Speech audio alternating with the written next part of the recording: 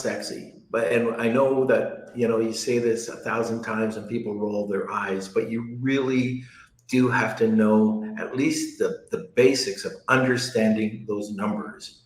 And Yeah. if you don't do that, you might as well, you're throwing your money away. Yeah.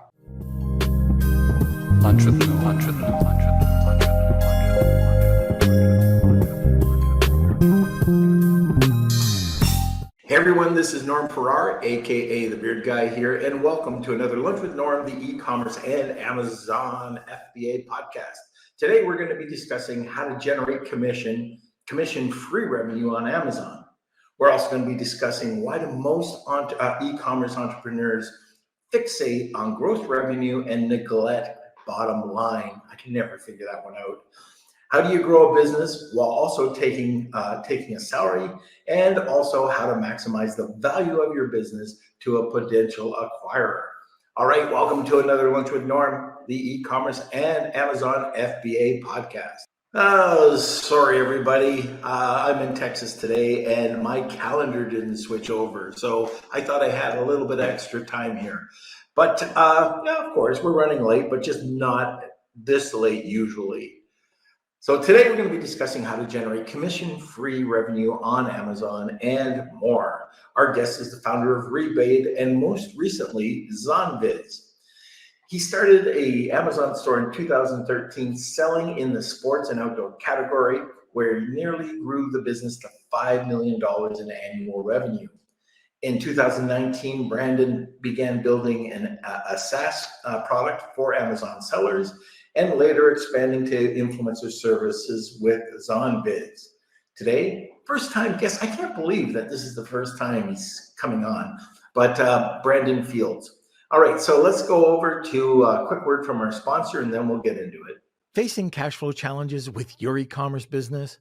Discover Viably, your ultimate financial ally. From real-time sales data integrations to immediate funding access, Viably is here to support you. Plan your growth with their free tool for online sellers and engage with specialists whenever you need. Extend your cash flow with Viably. Sit back, relax, grab a cup of coffee, and enjoy the show. Welcome, Brendon. Yeah, thanks for having me, Norm. Glad to be here.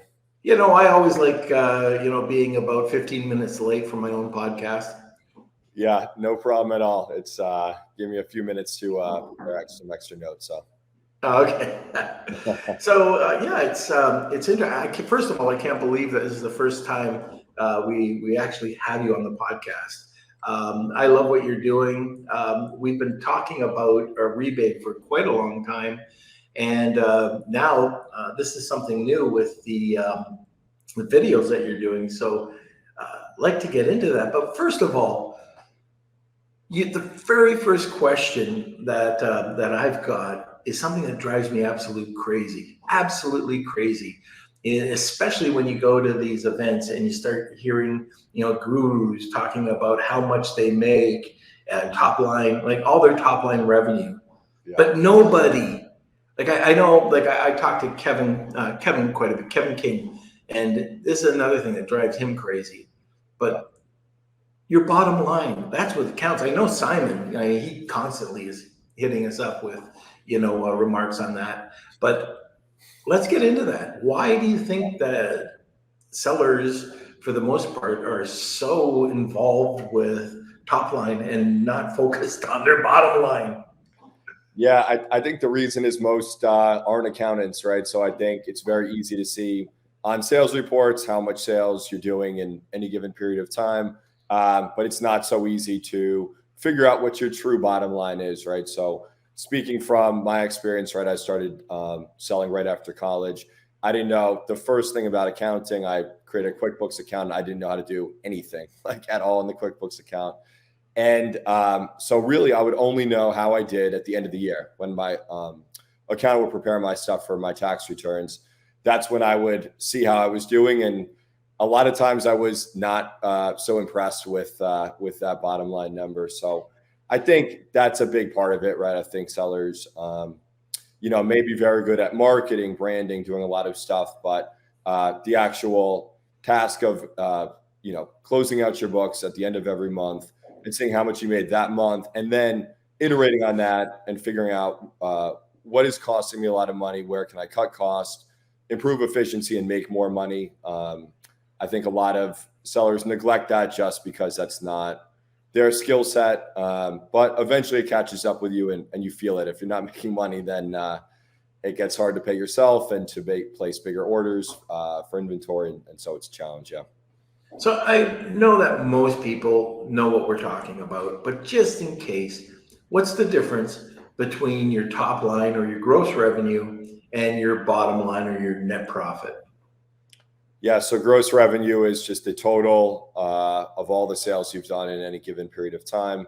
Your net profit is the gross revenue minus all your expenses. So, and a lot of times I find those expenses are sneaky, right? You don't feel like you're spending a lot on this or that, but as you go through, right, and whittle down that gross revenue number, by the time you get to your net profit, it can be quite a bit smaller than you felt it was, right? So. Yeah, I know back in the day, sometimes when you start to see that bottom line start to shrink, yeah, I don't know why, but it's like, oh, I'll just not put that expense there. Yeah, right. It's you got to mentally make yourself feel better. Right? Exactly. Yeah. Yeah. But it is important. I've said this a lot on this podcast, is that we had a $10 million seller on Amazon come to us. Yeah. And they were kind of boastful about, oh yeah, we make $10 million in sales on Amazon. When we dug into their books, they were losing $100,000 a year. Yeah. Yeah. Which, if you have a high gross revenue number, there's a good opportunity to cut costs, right? And you can turn it into a profitable business. But I find it funny too when people conflate the term gross revenue with how much they're making. Like, yes, as I'm driving a Farrar, I'm making $5 million a year. You're probably not making anything close to that, right? So yeah, but it's the classic kind of YouTube guru, top line. But that's again because that's what people understand, and it's easy to show on a sales report. So. Right. Yeah. A lot of the times it wouldn't be too sexy to tell the truth. Yeah. Yeah.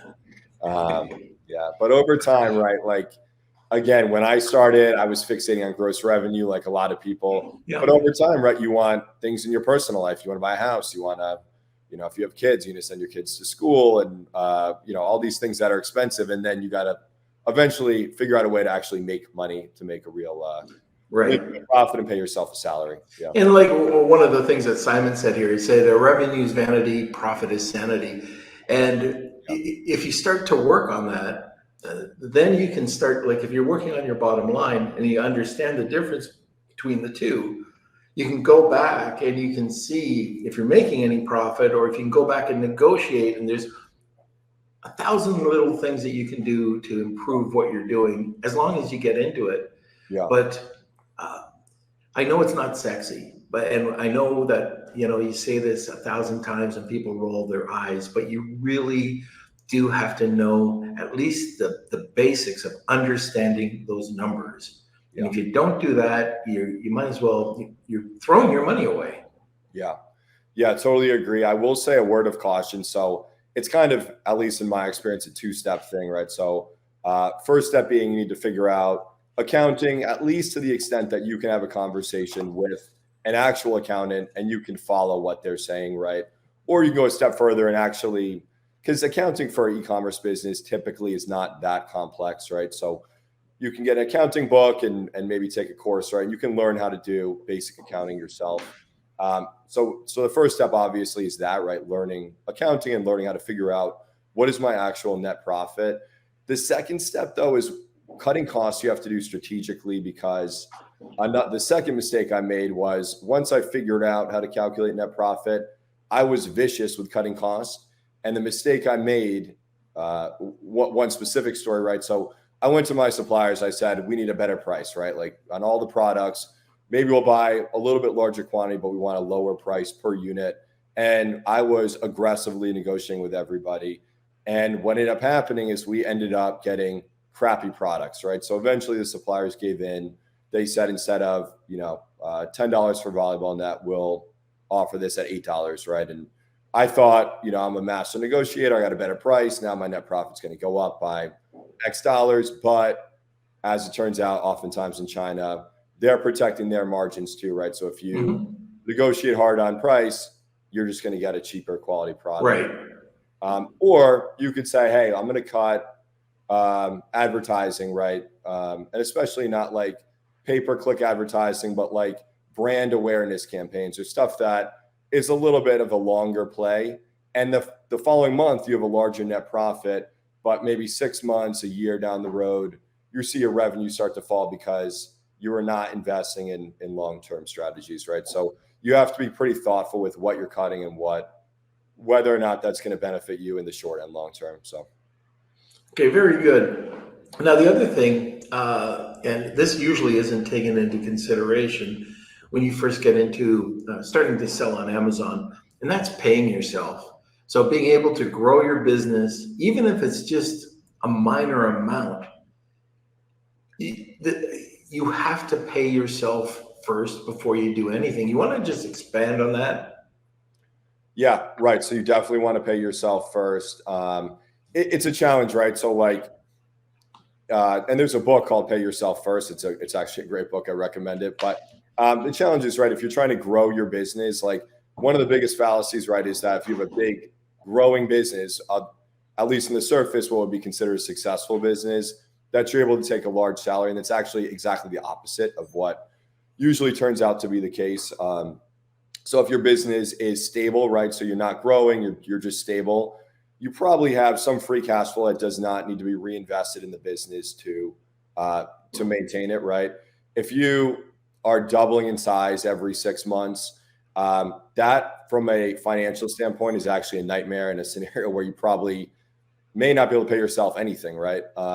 Because every order you need to order more and more inventory, and you need to invest in hiring new employees and all the other expenses that come along with rapid growth. So it's not a popular idea, but sometimes it may be wise to not pursue the explosive growth and pursue a more stable growth path that allows you to pay yourself from the business. So when I was in my 20s, I fell into that where, I had a hyper growth company. The funds were coming in. You didn't think they were going to dry up. Yeah. You buy a house, you get a couple of cars, like nice cars, and you buy everything. And all of a sudden you have a couple of those dry months. Yeah. And it can kill you. And it did, by the way. So, I saw both of those cars get repoed. I saw, the house gone. Yeah. But I had it. Yeah. You have to be careful. With an Amazon loan, like my business started doing really well. And one day, side of the dashboard popped up. You're eligible for $250,000. And I was 23 or 24. That was like the biggest number. Like last year? What? Like last year? Oh, no, this was, 23. No, this is like 10 years ago. And so I was like, hey, I had, this amazing idea. I was going to take this money and I was going to triple the size of our product line and do all this stuff. And I went through a very, very tough period myself because some of my plans didn't come to fruition. I had a lot of inventory that either wasn't selling or wasn't selling fast enough to cover those loan payments. And it's an easy trap to fall in. Definitely easy. Yeah. So just to be clear, just because you have it, put it away. We're finding out, especially these days, that the stats are showing that a lot of people don't have enough money to support themselves for a couple of months. So it's always good to just have that stash. You're making money, great. You can reinvest it into your business, better. That's if you want to see growth in your business, you can reinvest. You can still take out, but just don't buy 5 TVs. Don't go and get 5 cars. Don't go and get the biggest house. Put some into the bank and make sure. Now you can invest that. That's one of the things that we started to do is we started to invest our cash and we could pull it out when we needed it, but we always were making a little bit of money. Yeah. And it's always great because you never know what's coming up. And I'm just telling you, and I'm telling this is to the listeners, is that it's not if, it's when. Yeah. And, it could be a 2008 again. You never know. Right. It can be, it can be that, or it can be a micro level thing, right? So like everything could be going great and you get hit with a IP infringement notice that may not have any merit to it. But yeah, I mean, what are you going to do if you have no revenue for even a couple weeks, 2-3 weeks? There's a lot of stuff. I mean, the list of things that can happen is infinite. And it's wise to, and to your point, right? Like, it doesn't mean you have to have a ton of cash just, sitting and being worn down by inflation, right? You can invest it, but yeah, I mean, have it liquid enough where if you need it, and you can even get the same thrill. Cars, depreciate a lot, but like, go buy, if you have to spend the money, if you really have that urge, go buy a Rolex or a gold bar or whatever, something that if you really need to, you can go back to cash, right? You're going to Mykonos for a month, you got the memories, but money's not coming back. So, I was in Vegas. It was probably last month, and this is the first time I ever heard of this. Yeah. But you can buy, instead of buying Canadian dollars, like they're worth nothing, but US dollars. And you can, instead of paper, you can buy $1 or 10 in gold. And it's a gold currency that you can get, like it's accessible just like cash. Yeah. Right. That's super interesting. I had not heard of that, but good idea. Yeah. Yeah, I'll get some more information. I'll put it on into the group. Yeah. Okay, now let's start talking about some of the good stuff as well, what you're doing right now. But we'll do that after the break. So first of all, if you have any questions about your cash flow or building your business, any type of strategies like that, if you're implementing them, put them into the comment section or anything that we've been talking about. If you have questions about that, let us know. In the second section here, after we get back from the sponsor, we're going to be talking about what Brendon's doing right now. And I think this is really interesting. We'll get to it, and please make sure you put your questions in, because I know that people are going to have a lot of them, and hopefully we do have a hard cutoff today, I think at 1:05. So I want to make sure we get a chance to answer them all. All right, so this is the bottom of the hour. If this is the first time you're listening to the podcast, we have a giveaway called the Wheel of Kelsey. You need to create a hashtag Wheel of Kelsey, or if you tag 2 people, you'll get a second entry. What do we have for our giveaway today? So we have a free Amazon Live influencer placement. So that'll be through my platform, ZonVids. And we'll talk more about Amazon Live, I guess, after the break. But very valuable to get your product on there, and fairly new marketing tool as well. So, all right, very good. Okay, so Kels, let's go to a sponsor. We'll be right back. This episode of Lunch with Norm is sponsored by VAA Philippines. Looking for a high-quality virtual assistant for your business?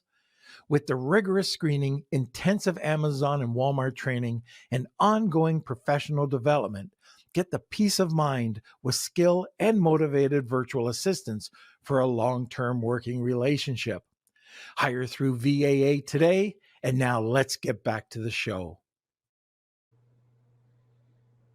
We get into any questions. I want to talk about rebate and what you're doing now with the ZonVids. First thing, I saw something come up, and there's a lot of confusion to what you're doing. And some people say it's black hat, some people say it's gray hat. You want to just talk about this and clear the air?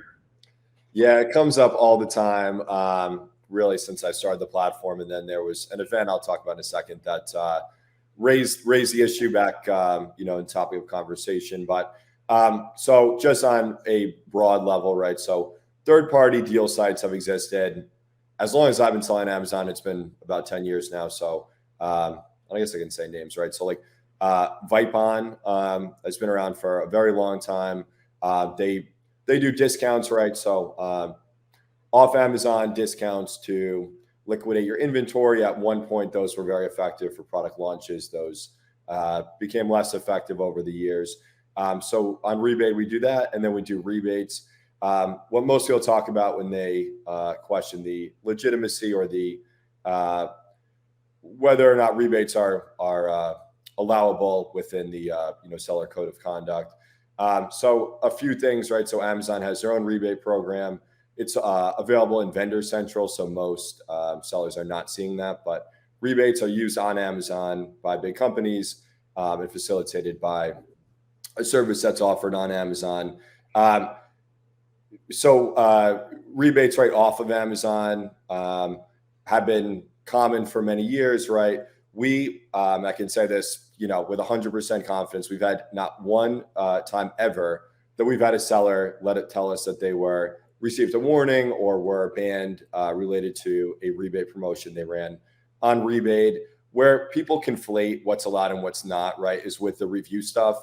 Oftentimes, other platforms that are very much black hat would offer review in exchange for a rebate in exchange for a review. Those platforms have been shut down. The sellers that use those platforms have received warnings or typically just short-term suspensions. But that's the area where people tend to conflate what's allowed and what's not allowed. There's, again, a lot of companies that offer rebates. There's rebates on boxes of cereal. Pretty much every home appliance comes with a rebate. It's not black hat. Again, no sellers are getting suspended for that. That's, it's the review stuff that's oftentimes associated with rebates, which we've never done, but other platforms have ventured into, and they've paid a price for that. But yeah, and it's what they're doing with the rebate as well. Like the search, find, buy method was pretty much cut down by Amazon back a few years ago. But getting what if you take a look at every big brand uses it. Like you said, Vendor Central has a program. There's nothing wrong with this, with what you're doing. And I really wanted to stress that because even when we ran quite a few ads about rebate, and we'd get a comment here or there, and it was like, no, you're hearing it wrong. Yeah. So it's it's part of the reason I branched out into doing the influencer stuff with Zonvids, which we'll talk about, because there's a subset of sellers that are wary of doing anything that potentially would put them at odds with Amazon's policies. So it's not been great for the platform, but there's a lot of other interesting stuff, namely some of the stuff with influencer placements and Amazon Live that I think it's an exciting area, and given that it's a Amazon hosted service, right? Amazon Live, no questions about terms of service with that platform. So right. Okay, so let's talk about strategies that can be used to generate commission-free revenue on Amazon and other third-party marketplaces. Yeah. So that term, right, commission-free revenue on Amazon, that sounds almost like a violation of terms of service, right? Because by Amazon's nature, they want to make sure their hand is in every single transaction. And they actually list in their terms of service, right? You cannot entice customers to, order on your independent website. Like, so commonly you'll see, inserts, for example, in packages, it says get, X% off your next order by ordering directly from us. I don't know if Amazon's enforcing that, but that would be something that they could enforce, right? Mm-hmm. There's one way you can do this with a certain type of product where totally allowed within terms of service, and it's a great way to not only generate commission-free revenue, but recurring revenue from selling products on Amazon. And that's by selling products that have a subscription component. So for certain categories, this is going to be totally irrelevant. But for example, if you sell electronics products, right? So one person I talked to many years ago that had, I thought, one of the best business models I ever heard on Amazon, sold GPS trackers that you would stick under a car. And he joked that most people he sold to were suspicious spouses, thinking that their partners were doing something in their free time they shouldn't be. And the device required a subscription, right? So you buy it on Amazon for, I can't remember the exact price, but say it's about $50.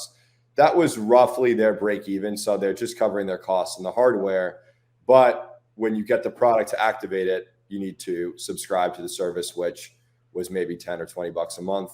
And that is totally outside of Amazon's scope of collecting commission. So they were generating recurring revenue, commission-free recurring revenue from their products off of Amazon, which totally allowed. There's no policy issue with that, and they had a great business. They still do, and so if again, it doesn't apply to certain categories, but if I was starting day one now, I would look to do something where I was able to collect subscription revenue.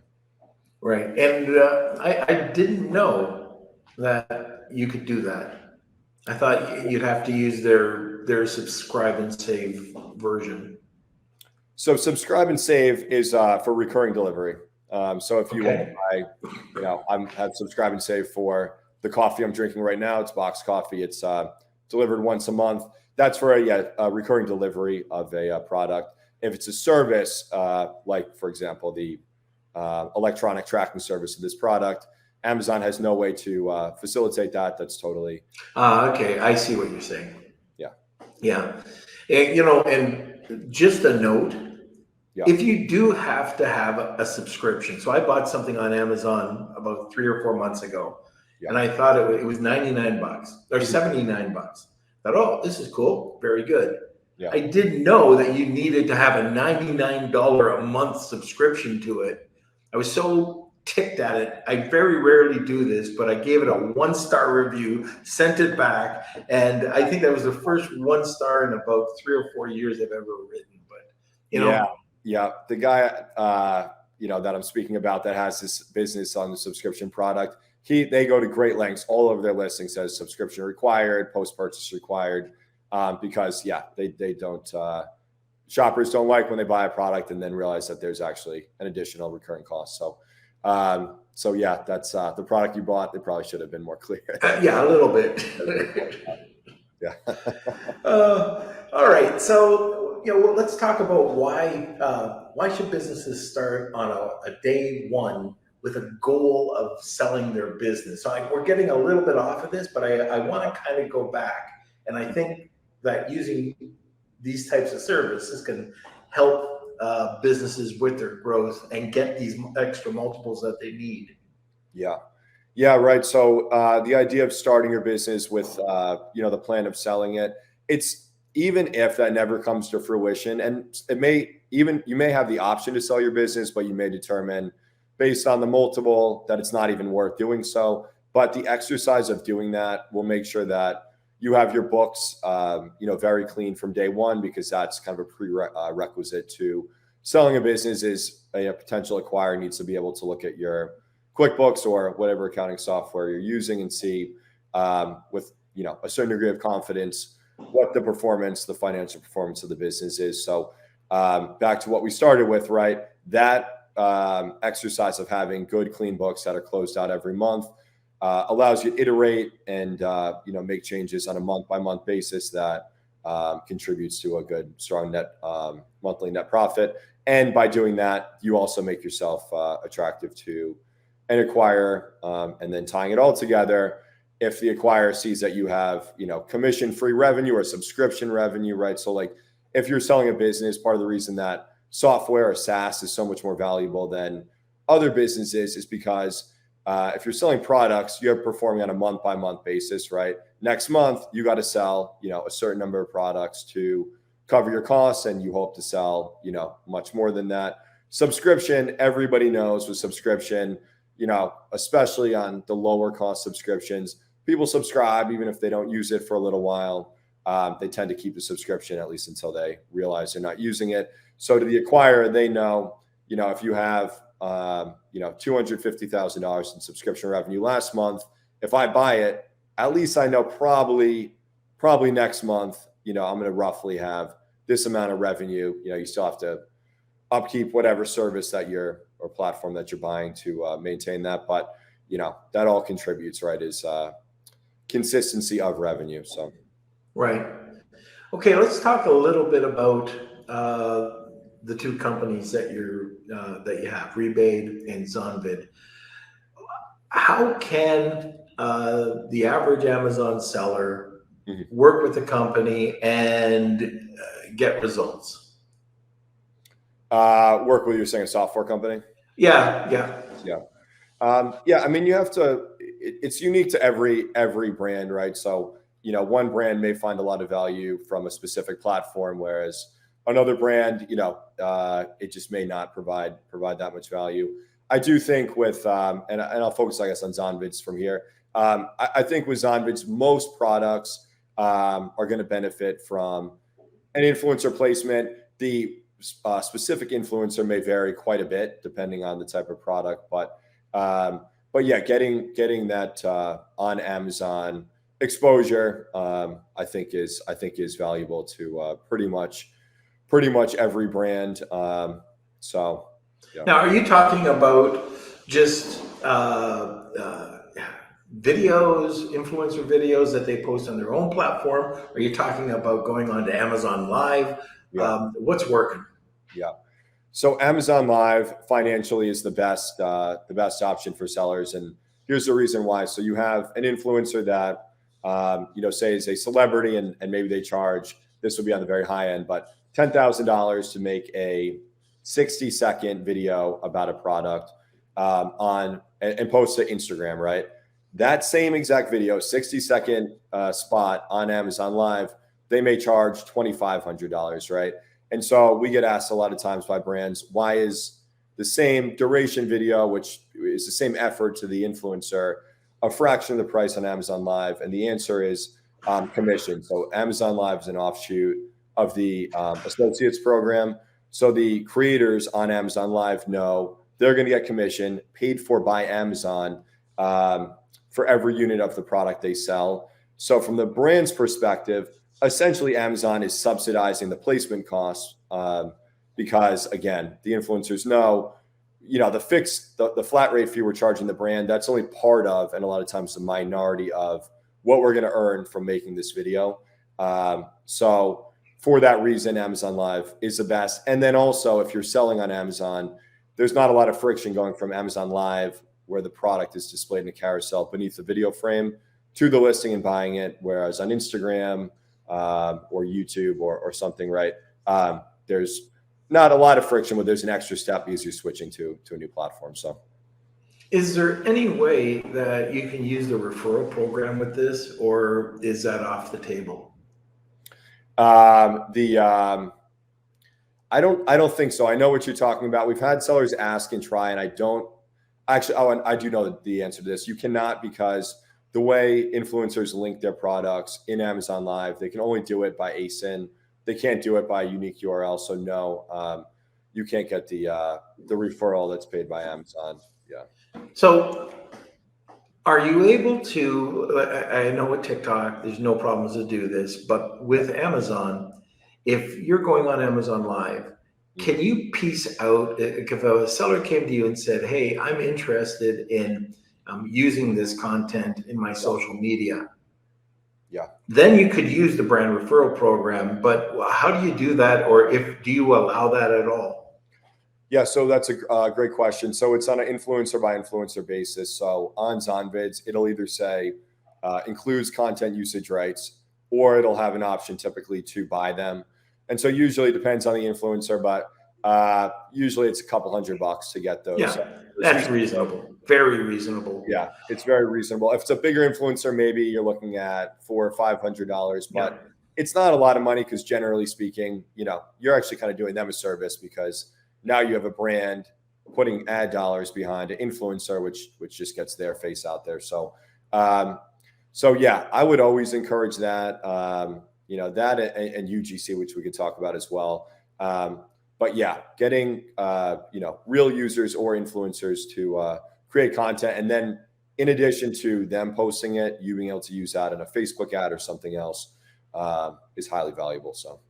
Yeah, and you get that 10% back. So putting out $200 or $500 is really nothing. You'll get back 10 times in sales. And okay, so that's how long is a piece of string? I mean, I can't say that, but I mean, you can get that back on sales. So that's one thing. But one thing I do want to point out, sometimes it's done by accident, but don't skip out on checking that box and trying to post this yourself if you don't have the permission from the influencer. Yeah. They have all the rights in the world to get paid for this. Yeah, we've seen that a couple times, and it's penny wise, pound foolish, because the influencer can just file a copyright claim on a Facebook ad or on your TikTok or whatever. And not only does the video get taken down, so does your whole ad account. So it's the right thing to do. The influencers put a lot of time into making the videos, and it's usually a few extra $100, and so definitely do that. Yeah, I'm just seeing a question here from Simon.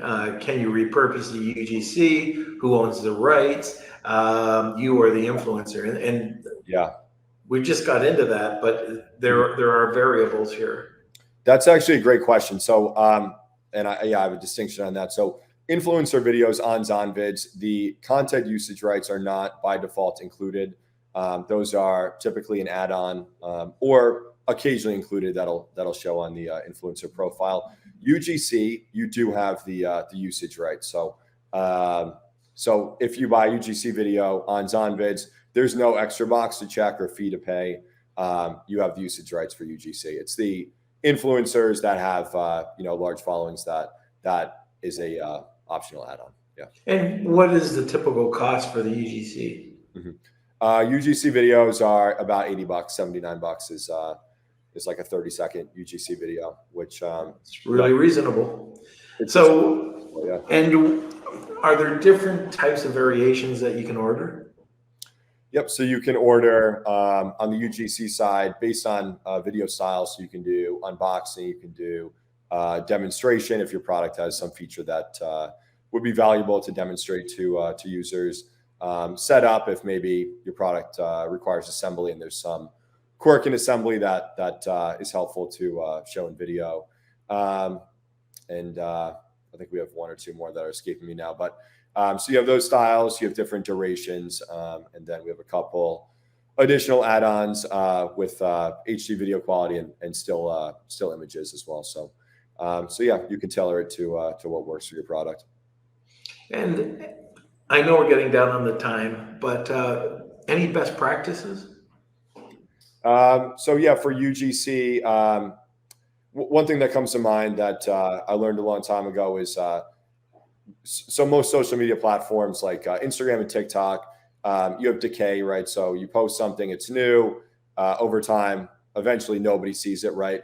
YouTube is distinct. So when I started my first Amazon business, I did the most unprofessional video you could make in my garage, assembling a product that was one of the first products I sold. And I put a link to the Amazon listing in the description, and I forgot about it for many years. That product was a very successful listing on Amazon.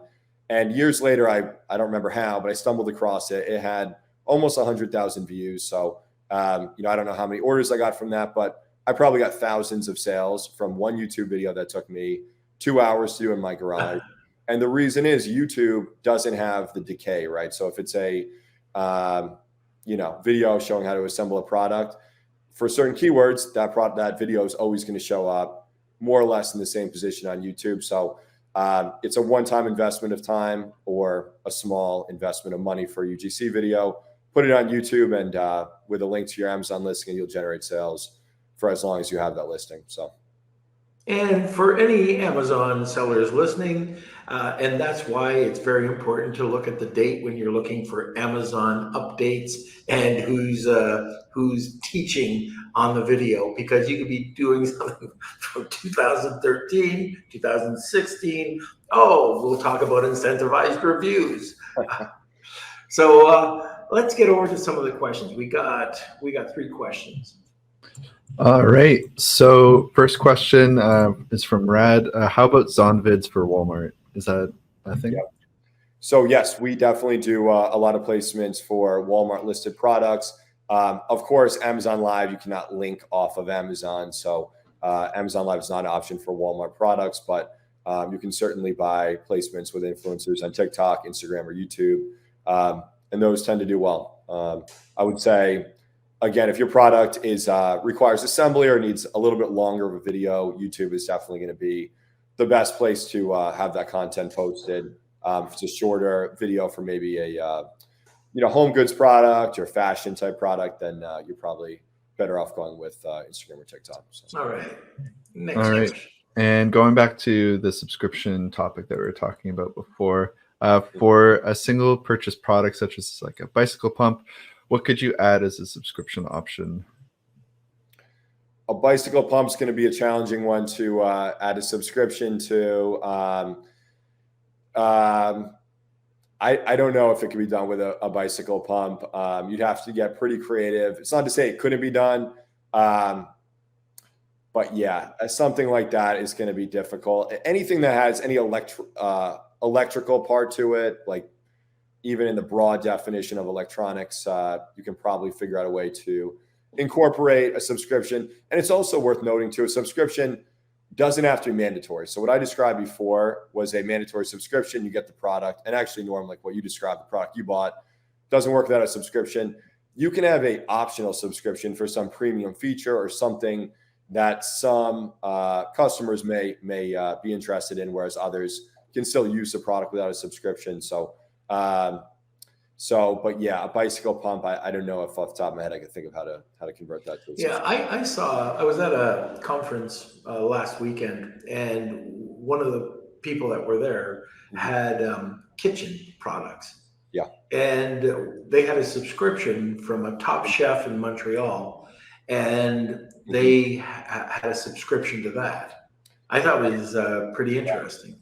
Yeah, I was just thinking that, right? So you have a subscription to some service, right, that helps use the product in a more advanced way, like cooking products, right? Yeah.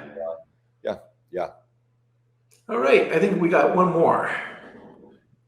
All right, our last question is from Simon. What is the difference between UGC and influencer content? Yep, that's a great question. So UGC, typically the definition or the distinction between the two is UGC is created by somebody who doesn't have much or any audience, right? So they're going to create the content for you, and it's going to be delivered, and it's up to you to use that content to drive sales, whether that's through Facebook ads or you can add it to your Amazon listing, which helps with conversion, but you're not getting an audience along with the video. Influencer content, you're paying typically or almost always more for the influencer video, but you're buying their audience as well. And so one other quick comment I'd make on that, and this comes up a lot, right? So a lot of brands wonder, or not brands, sorry. Yeah, a lot of brands wonder why some influencers, right, they'll have a very large audience, but a fairly reasonable fee, right, for creating a video. And then others have a smaller audience, but a large fee. And a lot of times what that comes down to is the influencer's personal business model. So you have influencers that have a large audience that are very active. They're producing content every day, and their personal business model is to charge a fairly reasonable rate per video, and they're a volume producer. And then you have other influencers that, want to travel more. They maybe want to create content once a week. They'll typically charge a higher fee, even if their audience isn't commensurate with that fee from a typical perception, right? So the point of that is you don't always need to pay a super large amount to get to a successful influencer video. Sometimes you can pay a modest amount and get access to an influencer that does have a pretty large audience. All right, fantastic. Okay, I think that's about it. Nothing more, Kels? That's it from me. My gosh, we're going to be on time. Brendon, we're going to hold you to the cutoff time you needed. So this is perfect. First of all, thank you for coming on the podcast. I don't know why it's taken this long. I think you were ignoring my emails. That's what I think it was. But really enjoyed it. I think we learned a lot today. And I know you got to go. So I mentioned this before. I'll talk to you afterwards, but I'll just send you an email later. But stick around. We've got one more sponsor, and then we'll show you the Wheel of Kelsey. Anytime, Kels. Just any Yeah, time. that's you. Press the button. It's the live ad read. So we're waiting on you. Oh, so it's me, is it? Yep. Okay, here we go. Might be waiting on me for something. Yeah, that's right. You were supposed to do this. Okay, here we go. So this is for seller basics. Hey, Amazon sellers, ever faced with account suspensions, ASIN hiccups, or IP headaches?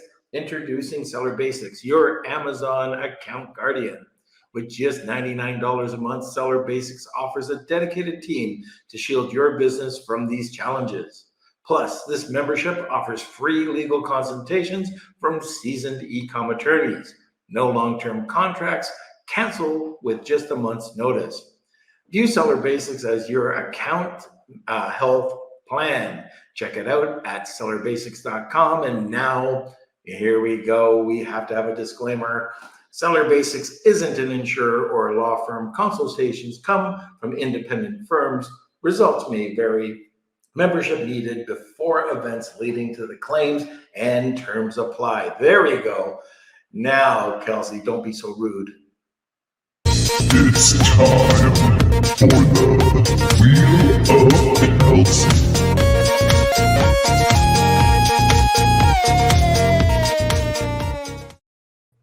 All right. So this is the first. Brendon, you've never seen this. Brendon. You know what? It's a Brendon. It's not a Brandon. It's fine. I've been called many different versions of that, but I guess the real spelling is Brendon. Nobody says that. But. All right. Well, I'll probably screw that up. All right. So I'm going to shuffle these up. If you are the winner, please email me, k@lunchwithnorm.com. And lots of people on the board today. Let's see. Looks like Hypology is our winner from YouTube. Perfect.